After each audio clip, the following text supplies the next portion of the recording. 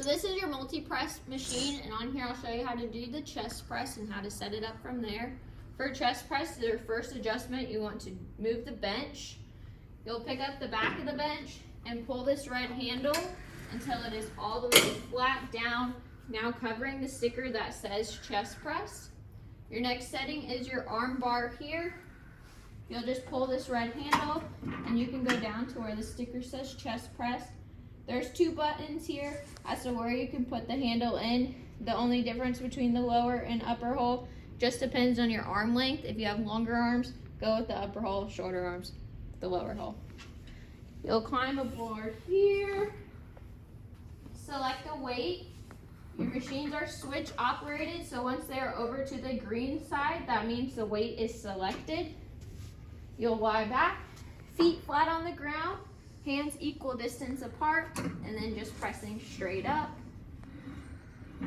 just like that. And that's your chest press. So this is your multi-press machine. I'm going to show you how to do the incline press on it. First, you'll want to adjust your bench. To do so, you'll grab the back of the bench and you'll grab this red handle. You'll click it in until the sticker that says incline press is now covered. The next thing you'll want to adjust is the arm bar. You'll just pull this handle out and go to where it says incline press.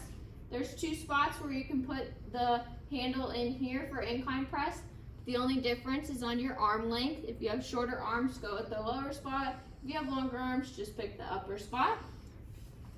You'll sit back here, adjust your weight. Your weights are switch operated, so once they're over to the green side, that weight is selected. Feet flat on the ground, hands equal distance apart, head back rested, and then just pressing straight out. And that's your incline press. So this is your multi-press, and I'll show you how to do the shoulder press exercise on here. First, you'll want to adjust your bench. So just pull up on the bench and pull this red handle. Bring it all the way back where you're now covering the sticker that says shoulder press.